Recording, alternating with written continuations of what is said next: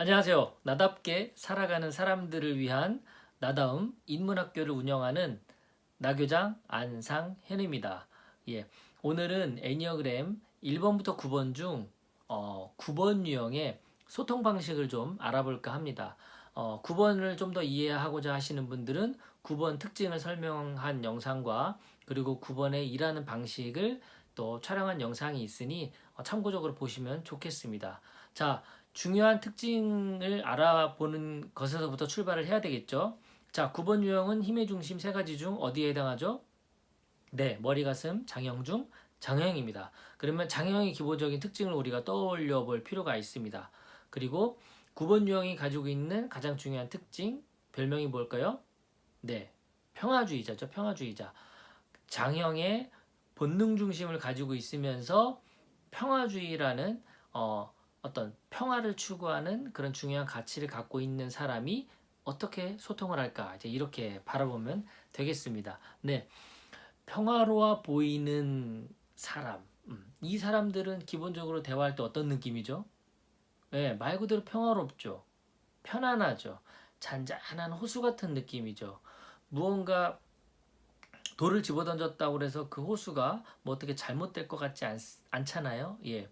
기본적으로 이분들이 풍기는 느낌은 편안하다, 평화롭다, 네, 잔잔한 호수와 같다, 때론 커다란 바위와 같다, 뭐 이런 느낌, 코끼리 같은 느낌이다, 뭐 이렇게 들 수도 있습니다. 좀 묵직하죠. 기본적인 장형이 가지고 있는 묵직한 성향을 갖고 있으면서 그 묵직함 속에서도 좀 더 긍정적이고 평화로운 편안한 이런 느낌을 가지고 있습니다. 그래서 대화를 나눌 때 이분들은 뭐 적극적인 리액션 이런 것들은 많이 안 하지만 대체적으로 고개를 잘 끄덕이면서 편안한 모습으로 잘 수용합니다. 네, 그분이 어떤 이야기를 해도 거기에 바로 반박을 하는 그런 리액션은 잘 안 하죠. 이렇게 부딪히는 의견을 바로바로 제시하지는 않습니다. 그래서 대체적으로 모든 것들을 다 수용하는 그런 성향을 갖고 있죠. 이렇게 내가 무슨 이야기를 해도 상대방이 고개를 잘 끄덕이면서 편안하게 잘 받아주면 우리 느낌이 어떻죠? 네. 이 사람이 자기 이야기를 잘 들어주고 있다라고 생각이 되고, 그리고 자기 말을 잘 경청하고 있다, 잘 내 의견을 수용하고 있다, 이런 생각이 들겠죠. 그러면 이 말하는 사람 입장에서는 더 어떤 이야기를 할 가능성이 많죠. 네. 그래서 그분들은 이제 그렇게 적극적으로 이야기를 잘 수용해 줍니다. 상대방은 또 자신의 이야기를 잘 털어놓고요. 네. 이런 분위기를 잘 만드는 소통 방식을 가지고 있죠. 왜냐? 평화로운 상태를 유지하기에 이것만 한 게 없지 않습니까? 내가 거기에다 대고 막 반박을 하고 그거 아니다. 너 잘못 생각했다. 사실은 이렇다. 이런 얘기들을 막 하면 이 분위기가 어떻게 됩니까? 평화로워집니까? 평안해지나요? 그렇지 않은 쪽으로 가죠. 네.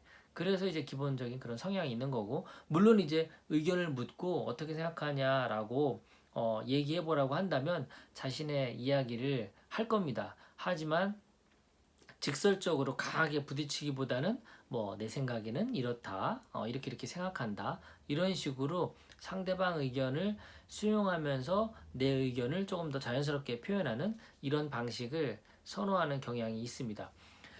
이런 건 이제 좋은 측면이라고 바라볼 수 있는데, 그런데 좀 안 좋게 본다면 어떤 느낌일까요? 그냥 다 수용하니까 자기 의견을 내세우지 않는 거죠. 우리가 대화가 좀 깊이 있게 계속 오래 지속이 되려면 서로 주고받는 게 있어야 되거든요. 내 생각은 이런데 네 생각은 어때? 아, 그렇구나. 또 때로도 부딪힐 수도 있는 거고, 또 그 부딪힘 속에서도 또 정반 합을 통해서 더 나은 방향을 끌고 갈 수도 있는데, 자기 의견을 잘 얘기를 안 할 수가 있습니다. 그냥 난 너의 의견을 수용한다. 그래, 너의 생각과 비슷하다. 이제 이렇게 넘어가게 되면 뭐 이런 대화가 재밌진 않죠. 네. 흥미진진하려면 사실 좀 더 이렇게 티격태격 부딪히는 맛이 좀 있어야 되거든요. 그래서 서로가 서로를 설득하기도 하고 설득당하기도 하고 또 때론 합의하기도 하고 그렇지도 않고 이런 성향들이 있어야 되는데 9번에 기본적으로 이런 것들을 추구하고자 하는 마음이 강하지 않다 보니 그냥 좋은 게 좋은 거다라는 식으로 넘어갈 가능성이 많죠.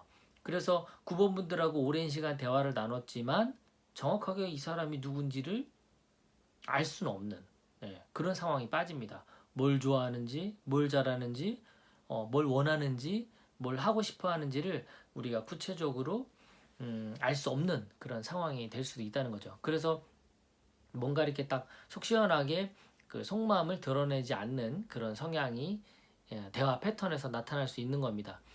다른 말로 표현하자면 자기 의견을 구체적으로 표현하지 않는다. 이렇게 볼 수가 있죠. 그러다 보면 이제 이것이 이어져서 어떤 결정 상황에 있어서 결정 장애로 이어지는 경우가 많습니다. 어디 갈래? 바다로 갈까? 산으로 갈까? 뭐 어디로 갈까? 그러면 딱 부러지게 이렇게 정하지 못하고 다시 이제 의견을 묻죠. 너는 어떻게 생각하는데? 이렇게.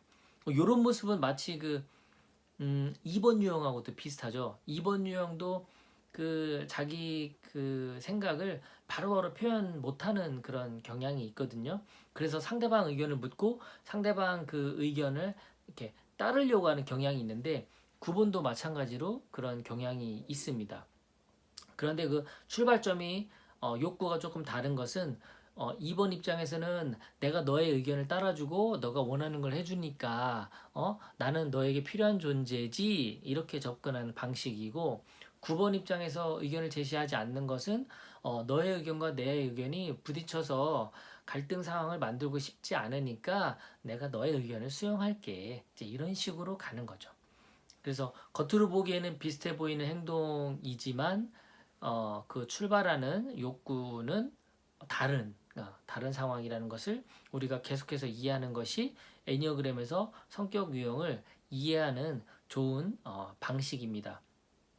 2번은 그래서 적극적인 수용 그리고 긍정적인 태도, 편안해 보이는 그런 표정 이런 것들이 기본적으로 소통에서 나타나고요. 그 다음에 조금 단점이라고 한다면 우유부단해 보인다. 자신의 의견을 강하게 표현하지 않는다. 그래서 어떤 생각을 하고 있는지 정확하게 알기가 어렵다. 그리고 결정하는 데 있어서 결정장애 그런 기질을 보일 수 있다라고 이렇게 생각을 하면 좋습니다. 9번에 대해서 어떻게 좀 이해가 좀 되셨습니까? 이런 뭐 짧은 영상 하나만으로 그 애니어그램 성격 유형을 다 이해하기는 어렵습니다. 그래서 오프라인이나 이런 그 전문가분들을 찾아가서 진단도 받아보시고 구체적으로 대화도 나눠보시기를 권하고요. 그리고 애니어그램 관련된 서적이 많이 나와 있으니까 자기 수준에 맞는 책을 읽어보면서 성격을 이해하고 심리를 이해하고 또 인간관계를 이해하는 그런 시간이 되셨으면 좋겠습니다. 저도 나다움 인문학교를 운영하면서 애니어그램 강의와 애니어그램 심화 과정 등 다양한 과정들이 있기 때문에 오프라인으로 찾아오셔서 저와 함께 그런 것들을 교류하면서 공부해 보시면 어떨까 싶습니다. 네, 남은 하루도 즐거운 하루 되십시오. 감사합니다.